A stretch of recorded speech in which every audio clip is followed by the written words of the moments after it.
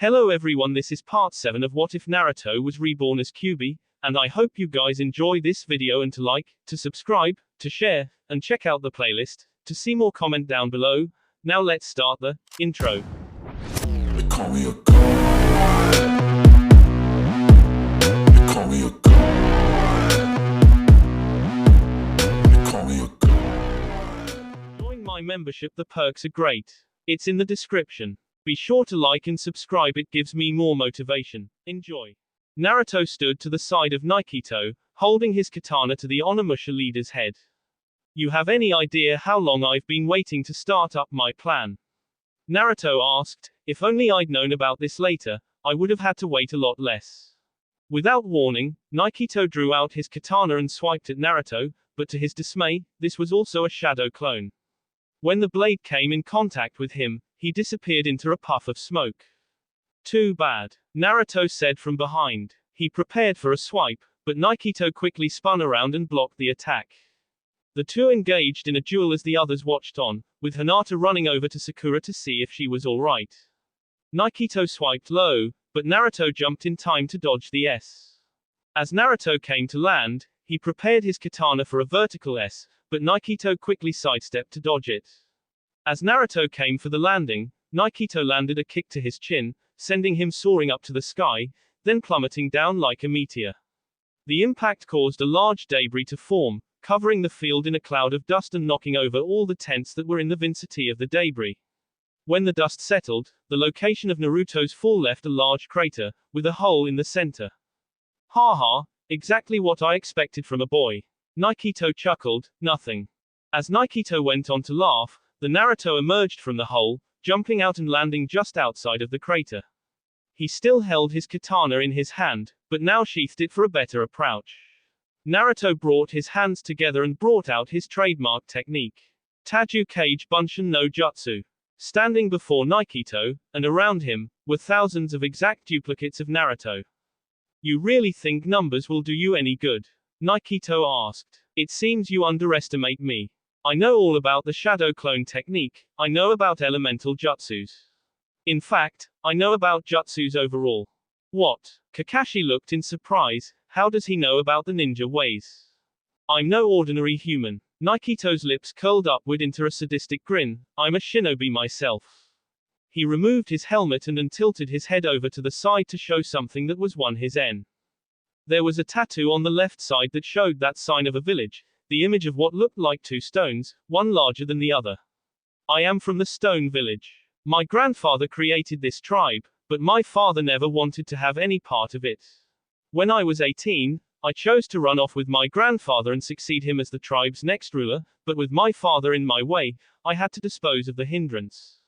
His own father? Hinata asked in shock. Sakura was starting to come through. She groaned from the hit on her head, but managed to get herself in a sitting position. Sakura, are you alright? I'm fine. Sakura answered. What happened? She didn't need an answer, for the answer was in her view, Naruto. This tattoo was branded on me when I was 5, in hopes that I would remain loyal to the village. Nikito went on with his story. You see, my grandfather, he was banished from the village for simply not following the village's tradition. While the shinobi are to train in the earth-based jutsus, my grandfather secretly learned the ways of fire tenchinks. Nikito then brought his hands together and performed a variety of seals. Now I shall show you what I have learned from him. Kaiten, Shinawa, fire release, death rope. He closed his right hand to appear as if he held something. As his fist was closed, a long trail of fire emitted from his hand, extending out into a flimsy rope-like material. Nikito swung the rope forward, decimating many of the clones around him. As the clones charged in, Nikito eliminated them with his fire whip. In time, the fire whip eventually faded, but that wasn't the end. Nikito made more hand seals and brought his hands together. Kaiten, Katori no Jutsu, fire release, fire bird technique. He opened his hands, a flock of flaming birds left his grip and flew around the field. As the birds flew past the trees, the branches caught onto the flames. Hinata, Kakashi called out, stop the fire. Hi. Hinata nodded. She got up and made her hand seals, and positioning her hands near her see. Suten, Odama Bakufu no Jutsu, water release, great ball waterfall technique.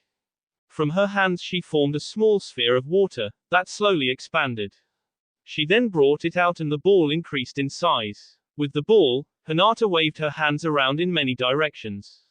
As she motioned her arms, small arms of water extended from the ball and moved to the direction of her arms, extinguishing the fires. As the water shot out of the ball, it shrank. In time, the fire was put out and there was no ball of water left. No! Nikito shouted in frustration. How dare you interfere? He prepared to charge at Hinata with his katana out, but something stopped his feet from moving. He looked down and saw hands sprouting from the ground and grabbing his ankles. You may not have noticed, but when I landed on the ground and created the crater, I brought out 2 shadow clones. Naruto explained, while I came out of the hole, the 2 clones dug their way under until they could find a perfect spot to grab you. He then brought his hands together, Kage Bunshin no Jutsu. 1 shadow clone appeared, standing next to Naruto's right side. Nikito tried struggling in hopes of breaking free, but the grip on his ankles were too much. With his legs immobilized, Naruto prepared himself for the final attack. With his right hand, he formed a swirling orb of chakra that spiraled in a perfectly shaped ball on the palm of his hand. He made a Rasengan quite quickly. Kakashi noted, but what does he need the shadow clone for? The shadow clone standing next to Naruto brought one of his hands up to the orb. Channeling some more chakra, the orb began to be surrounded by a brighter blue shield of energy. The surrounding aura appeared to look like small razor blades, which spun along with the Rasengan. It can't be. Kakashi looked surprised by the new technique, did he? Naruto ran towards Nikito, holding the orb in his hand. As he came in range, he thrusted the chakra ball at Nikito's sea. Futon, Rasengan, wind release, spiraling sphere. The impact of the blast launched Nikito into the forest, away from sight, but leaving a clear dirt trail as he skidded across the ground. Naruto smiled at his victory, but turned his attention to the others. Are you guys alright? Naruto asked. He didn't get much of an answer from any of them. They all simply stared at him, which started to make the blonde shinobi slightly uncomfortable. Guys. Naruto-kun. Hinata was still unable to tell if this really was him. Naruto could see in her eyes that she was in disbelief. Hi Hinata. He smiled, it's me. For a few seconds everything seemed to stop. At long last, Hinata finally was able to see Naruto again. Naruto-kun. She jumped into his arms, falling into his embrace. I missed you, Naruto said. Well, let's save the warm moment for later. Kakashi said, interrupting. There's some questions I have to ask. Well, I can see you haven't changed much, Kakashi-sensei. Naruto said, turning to his former teacher. Well, I'm free for any questions. What's with the blindfold? Kakashi immediately asked. Naruto suddenly became slightly shaken. His hands began to twitch ever so slightly, but the feeling was of his hands shaking on Hinata's body made her shiver as well. I can't really give you an answer for that. Naruto answered, next question. Okay. Well, why were you here? Kakashi asked. Naruto thought it was best to let Hinata go now.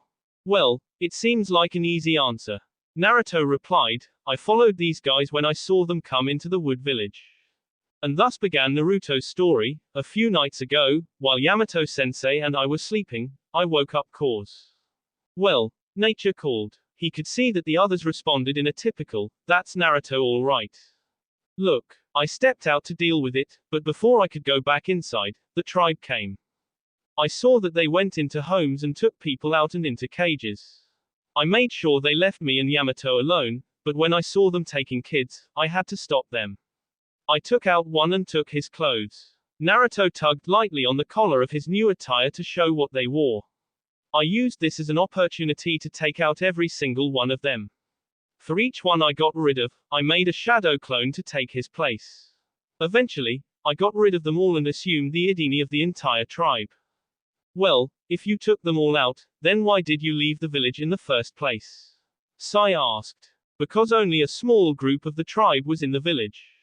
The rest were here, so I had to go with the plan of taking the captured people to this place. Naruto answered, when I heard of the ceremony that was going to happen, I thought it was best to wait for that time before getting rid of Nikito. Speaking of Nikito, we should take care of him. Yamato suggested, perhaps, Tsunade-sama would like to deal with him. Good idea. Kakashi said, you and Naruto find him and bind him. I have to deal with one thing. He walked off, heading to Nikito's tent. Poor guy. Naruto said, bad enough to know that his dad K himself, but now he finds some creep taking his father's head as a trophy. Come on Naruto, let's find Nikito. Yamato said.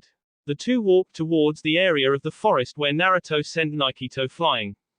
I must say, your training really did pay off. Yamato said, for the entire 3 years we were training, I only had to suppress the Kyuubi 5 times. You managed to deal with the control on your own. As the two made their way to where the trail of the ditch ended, they found nothing. Oh, Naruto said, where is he? This can't be right. Yamato said, with an attack like that, no one can get up from it that quickly. He probably got up and ran away like a baby. Naruto said, let's get the villagers back home. Well, it's great to see you all back again. Tsunade said, with Kakashi, Sakura, Sai, and Hinata. After 5 days, the team was finally back in the village, although I expected you to be back sooner. We had some trouble. Kakashi said, a tribe led by a missing nin captured many people from the village, we saved the villagers and brought them back home. Aside from that, we finished our mission. And Akatsuki were there because Yamato and Naruto were. Kakashi answered. Naruto. Tsunade asked, he was there. Hi. Kakashi answered, as well as Sakura, Hinata, and Sai. Well, where is he? Tsunade asked, anxiously. He's right outside. Kakashi answered. Well, bring him in. Tsunade said with a tone of partial impatience. Kakashi turned to walk to the door to open it. Kakashi. Might I ask what you are holding? Tsunade asked. I'm sorry, Hokage-sama. It's of personal matters. Kakashi answered. He opened the door and left the room, leaving it open for Naruto to enter. As Naruto stepped into the office, Tsunade gave a look of shock to see that he was indeed here. Naruto, you really are back. Did you miss me, Bar-chan? Naruto asked with his same smile. Tsunade ignored the nickname that she had long been away from for the last 3 years. What really puzzled her was the blindfold that he wore. Naruto, what's with the blindfold? Naruto's smile quickly faded. I can't tell you. Naruto said, bringing his head down. Alright then. Tsunade saw that forcing Naruto to answer the question would upset him. How did training go? It went great. Naruto quickly changed to his smiling self. I learned a lot of new stuff. Really? Well then, maybe we should find out. Tsunade smiled. Come back here tomorrow afternoon. I'll have something arranged for you then. Until that time, you're all dismissed. Kakashi stood over a grave that was just buried. The gravestone for this grave had his father's name engraved on the stone. He wasn't alone, his ninken were with him as he stood there. Thank you for your help. Kakashi said. A small tear pricked from his right eye and traced down his face. Well, at least your father is whole again. Pakken said, as he finished patting down on the dirt that buried the grave. Boy, this place sure hasn't changed much for the 3 years I was gone. Naruto said. Hinata was still confused as to how Naruto could actually see things with the blindfold on, but chose to save her question about it for later. Naruto-kun. Hinata asked, would you like to get something to eat? If it's ramen, then of course. Naruto smiled. Before Hinata could say anything to that, a sudden call from behind stopped her. Naruto. Ino jumped on Naruto's back with a strong hug. Ark. Naruto wheezed out his breath through his constricted teeth. You're really back. Ino smiled. Welcome home. As she released her arms around his she planted a small K on his cheek. Hey, what was that for? Naruto asked, rubbing the cheek where he was pecked. You've been gone for 3 years. Ino said, placing her hands on her hips. I'm ended to show some care. And besides, I still remember that you owe me for those flowers you got for Hinata before you left. Oh crap. Naruto groaned, I thought you would forget. Now how about you treat me to some dinner? Ino smiled, in a foxy grin, and the bill's on you. But I can't. Naruto said, I'm going to get some ramen with Hinata. No, it's okay. Hinata said, you can go with Ino. But I said I'd go with you. Naruto said, we can go another time. Hinata said, and I forgot. I have training with Neji. Hinata didn't feel like lying to Naruto, but she felt that she shouldn't hog Naruto all to herself today. But was that the reason? Was there some other reason for her to suddenly let Naruto go off with Ino? Okay. Don't forget to tell him I'm back, Naruto said. As Hinata walked away, Naruto called her name. Hinata. She turned around. I'm really sorry about not eating with you tonight. Hinata simply smiled. You can make it up to me another time. Naruto smiled back as both of them went their separate ways. So, where do you feel like going? He asked Ino. Well, I've spent too much time with Choji and Shikamaru eating grilled meat. Ino said, how about ramen? Naruto's face quickly changed to a wide smile. I was hoping you would say that. But don't forget, you are paying for me. Ino said. Yeah, I know. Naruto grumbled. He then realized that something was missing in him. Ino, can we head to my place? Ino suddenly blushed deeply. What's the matter with you? Ino asked. I was just making a friendly gesture. You can't expect me to sleep with you tonight. What? Naruto asked, shocked by her accusation. No. I just need to go home and get some money. Oh. Ino's blush brightened. Don't worry about it. I'll pay for tonight. You sure? Naruto asked. Don't worry, it'll be a homecoming present from me. Sasuke and his team were walking through an open area of a forest. This is strange, Sugetsu said, looking around the place. There were fallen tents, burnt-out campfires, and a large crater. It seems like someone was here recently. The fire burnt out a while ago. Jugo said, looking at the campfire nearby. They possibly left 3 days ago. Let's not stay here, Sasuke said. Judging by the state of this place, there was a battle. If we stay, we might face one of our own. Well, I'm all down for it, Sugetsu said. No, Sasuke said, we keep walking. Yeah, after his fight with Akatsuki, Sasuke shouldn't fight for a while. Karen said to Sugetsu. He was nothing. Sugetsu said, I saw the whole fight.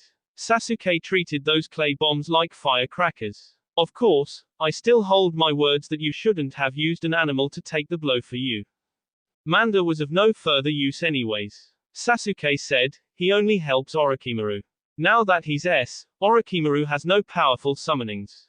As the group kept walking, Sasuke looked back at the condition of the campsite. I know you were here, Naruto. Don't worry, we'll meet again soon. The taste of ramen came back into his mind after being away from it for so long. He slurped up the last portion of the noodles and finished up drinking up the broth.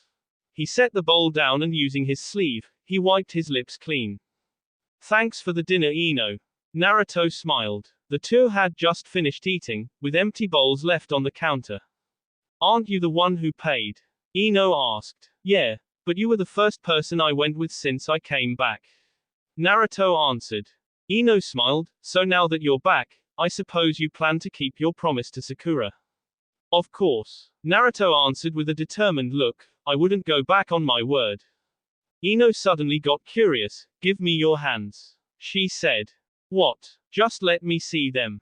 She turned on her seat so that she was facing Naruto. Naruto brought his hands up and placed them on hers. Ino looked carefully at the hands, concentrating on something that Naruto didn't seem to understand. Oh wow, Ino commented. What? Naruto asked, not seeing what amazed her. You must have been in a lot of fights, Ino said, and you've encountered situations involving fire and wind. You also seem to have used that sword of yours frequently. Naruto was surprised by this observation of hers. How did you know? The condition of your hands says it all.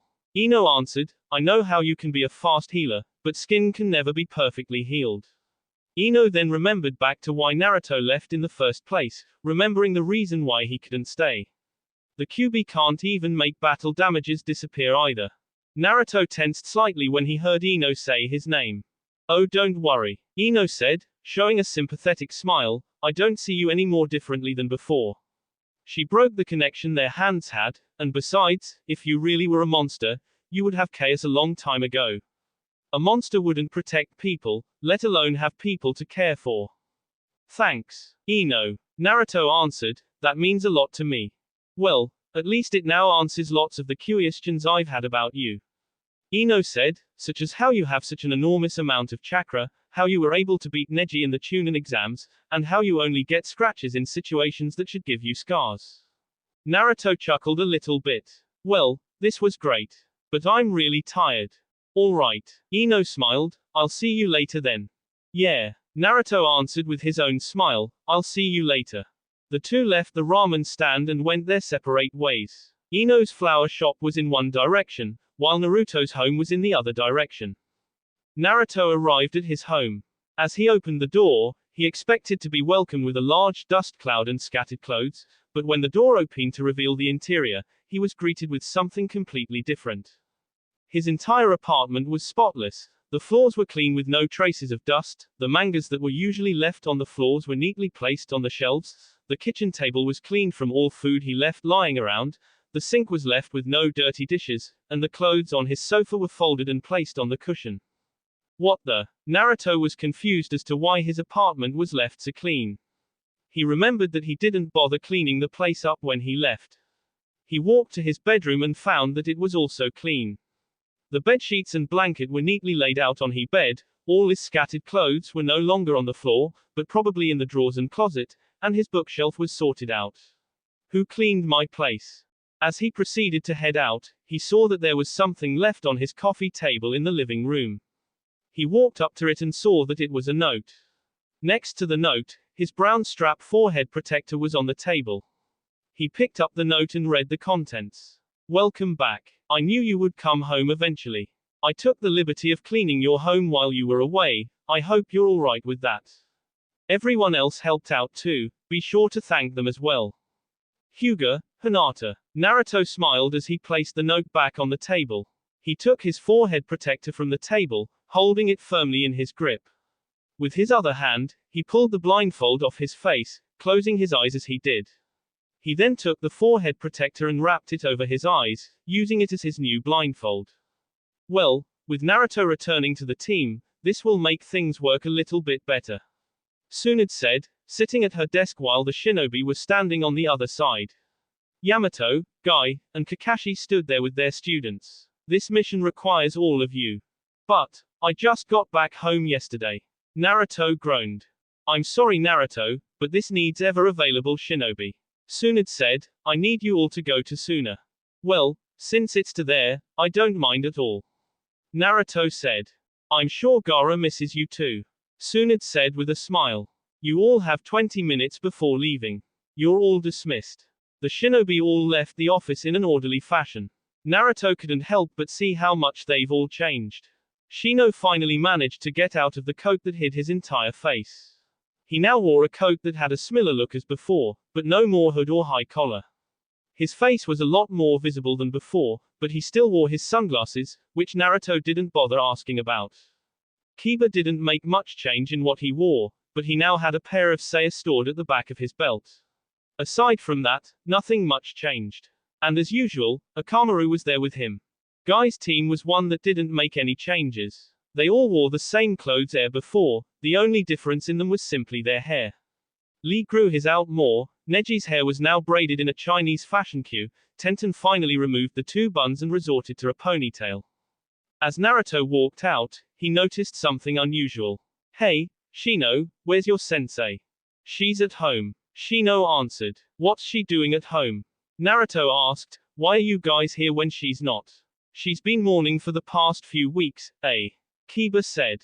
Mourning? Naruto asked, about what? Kurenai stood alone at the cemetery, she liked it better this way. Ever since this incident, she never liked being around people, she wasn't able to comprehend the fact she lost someone close to her. The name was engraved on the stone, with other words, but the name was what she looked at. Sarutobi, Asuma. Oh. Naruto brought his head down, I'm sorry. I didn't know. I can't blame you. Shino said, you were gone when it happened. Hey guys, we only have 20 minutes to prepare. Kiba said, let's go. Naruto could sense that there was something in Kiba's voice that seemed irritated. What's wrong with Kiba? Ever since Asuma sensei was K, both Kurenai sensei and Kiba didn't take it too well. Shino answered, after Kurenai sensei took a leave of absence, I was put in charge of leading the team. So you mean he was jealous of leadership? Naruto asked. No, it wasn't that. Both he and Hinata respect me as a great leader. Shino said, but because of the fact we have no Junin to lead us, we weren't put on many missions. Kiba became irritated by this. He doesn't wish to make any mistakes in this. I see. Naruto said. You better head back home and prepare.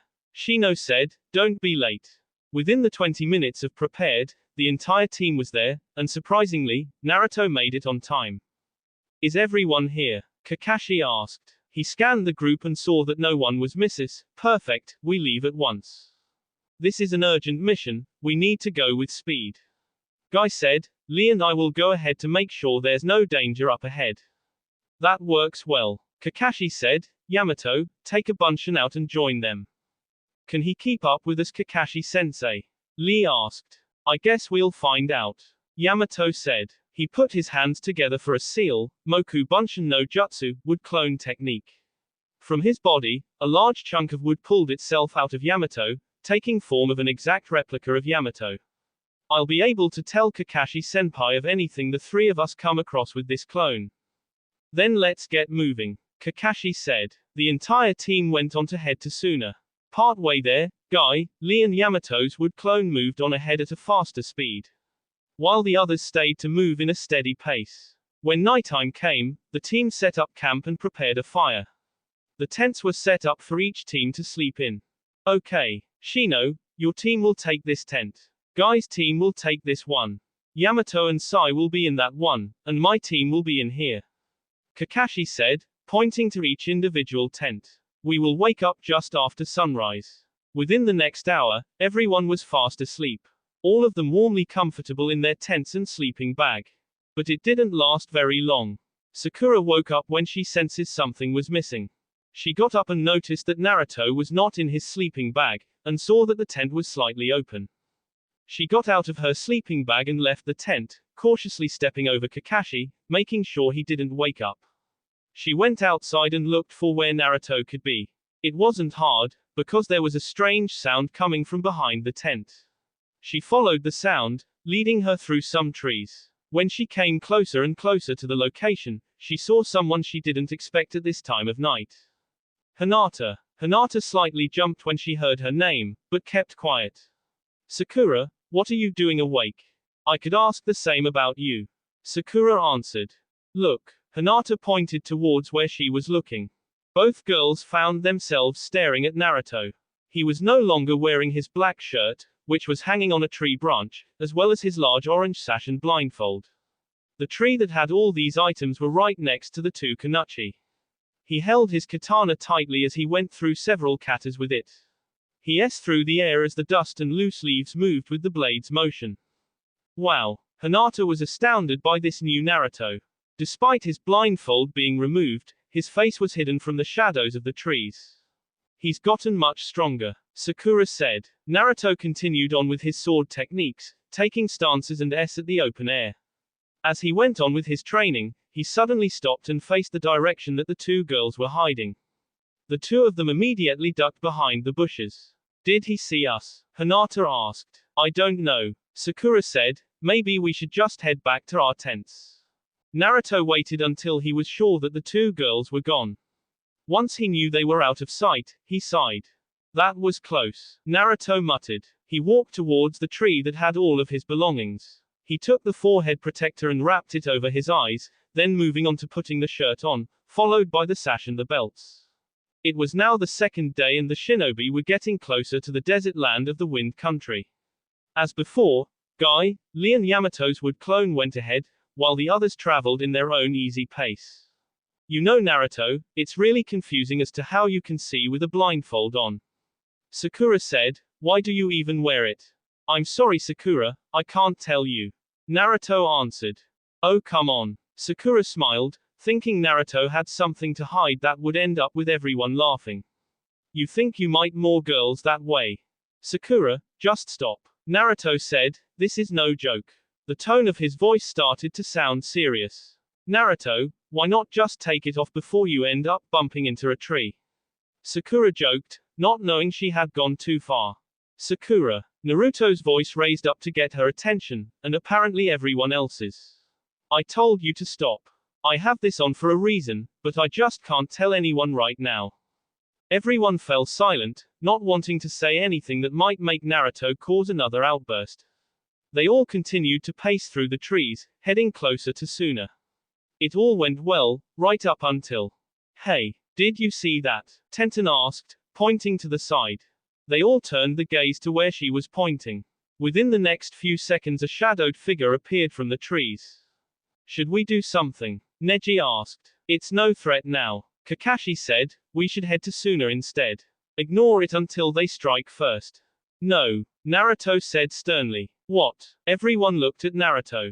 It's him. Naruto quickly darted to the side, following the unknown follower. Naruto. Kakashi quickly saw that Naruto had darted off. I'll get him back. Kiba said, come on Akamaru. Kiba's canine companion barked in agreement as the two followed after Naruto. Hey wait. Tenten followed after him, what about our mission? Tenten. Neji quickly followed after her. Hey wait. Kakashi knew he couldn't stop the whole team and get them, but something had to be done. Naruto followed closely to the unknown target, with the others trailing behind him. Naruto. We have to get back. Kiba called out. Naruto didn't bother listening. He continued to move on ahead, not stopping until he caught up with his target. Kiba and Akamaru were still trailing behind him with Neji and Tenten following along. From the secrecy of the trees, a kunai shot out and hit Akamaru's left rib. The yelping of pain made Kiba stop instantly. Akamaru. Kiba quickly grabbed onto Akamaru and dropped to the ground below. Oh no. He saw the kunai was still in his companion's F. He struggled to pull the blade out without causing too much pain, but as he slowly pulled it out, Akamaru continued to yelp, just a little more. When he heard the sound of Akamaru's pain cry, Naruto quickly stopped and turned back to see what happened. Tenten and Neji were with Kiba when Naruto arrived. Is he alright? Before Kiba could answer, a group of ninjas appeared. The attire they wore and the headband showed their allegiance. Sound nins. Naruto hissed out. Tenten and Neji took their stance as they prepared to strike at the attackers. There were a total of 4 sound nins, each of them being unidentified by masks. They each wore a thick purple robe that was double-looped at the back. Byakugan. The veins on Neji's temples bulged out to be clearly visible. Kiba, we can use some help. Tenten said. Hang in there buddy. Kiba tried to clean the wound on Akamaru. No time. Naruto said, here they come. The sound nins charged at the 3. The first sound nin attacked Naruto with an overhead kick, but was blocked with Naruto shielding himself with his arms crossed over his head. Naruto pushed the foot up and with his 2 hands, he thrusted them with a strong punch that threw the attacker back. Naruto jumped up and prepared AS with his shins. As he came closer to the sound nin he moved out of the way, leading to Naruto simply S on the dirt ground. Tenten brought out 2 broadswords, swinging them around as the sound nin stepped side to side, anticipating her moves. Tenten made the first move by diving in, S forward as she went forward. The sound nin dodged the blow, but that didn't stop Tenten. She continued to S away, in hopes of hitting her target. With a surprise up her sleeves, she made a sudden twist of her body and delivered kick to the shinobi's face. Neji stood still as the sound nin charged at him. As the attacker came closer, Neji immediately attacked, Haka Kuosho, 8 trigrams empty palm. A sudden burst of chakra emitted from his hands as the sound nin was thrown backwards by the force. The sound nin collided into a tree that fell from the force. Easy. He suddenly heard the sound of a girl scream. His Byakugan was enough to know who it was, but because he knew, he had to turn to see with his own eyes. Tenten. Tenten slid across the grass from an attack by the sound nin. Neji ran to get to her, but before he reached her, a small tinge of pain suddenly spread through his entire body, starting from the back of his N. Standing behind Neji, with a chopping hand at the back of his N, a sound nin stood there. Neji's eyes immediately changed back to its original form with the Byakugan deactivated. A blind spot indeed, the sound nin said. He grabbed his mask and pulled it off revealing his face, Kabuto. Looks like even a Hyuga has its flaws. Neji felt himself being stiff. He forced his body to move, but it wouldn't cooperate. Kabuto simply smiled as he used the same hand and hit Neji at the back of the head, knocking him down. He landed on his knees, with his eyes still opened wide from the sudden shock of pain. He then fell forward, falling over and unconscious. Take these two. Kabuto said, leave that boy. Kabuto stared at Naruto as he fended off against the sound nin that attacked him. Who is he? He looks so familiar, yet I cannot recognize him. Without wasting any time, he jumped up to the top of the trees, leaving the scene. The remaining 3 sound nin joined him as they escaped the scene. 2 of them took Neji and Tenten's knocked out B as they made their escape. Naruto tried to run after them, but knew he couldn't keep up at the rate they were moving. Damn, he muttered. From behind, Kakashi and Sakura arrived. Sakura ran over to Kiba and Akamaru's side. How is he? Sakura asked. I don't know, Kiba answered. He looked with concern of Akamaru's conditions. It's all right. I can take care of this, Sakura said. This is just a minor F wound. Kiba sighed with relief. Thank you. It's a good thing you cleaned out his wound, Sakura said. Even if I healed it, it could have still got an infection if it wasn't clean. What happened? Kakashi asked. Naruto didn't answer, but the state of the area was enough to know that there was a battle. Kakashi looked around and noticed something was out of place. Where is Neji and Tenten? Naruto didn't answer him right away, but he was able to give an answer eventually. It wasn't much of an answer, it was only one word, but that one word could answer millions of questions. Orochimaru. X. That will be all for this video. Be sure to like, subscribe, share, and comment down below for more videos. Goodbye.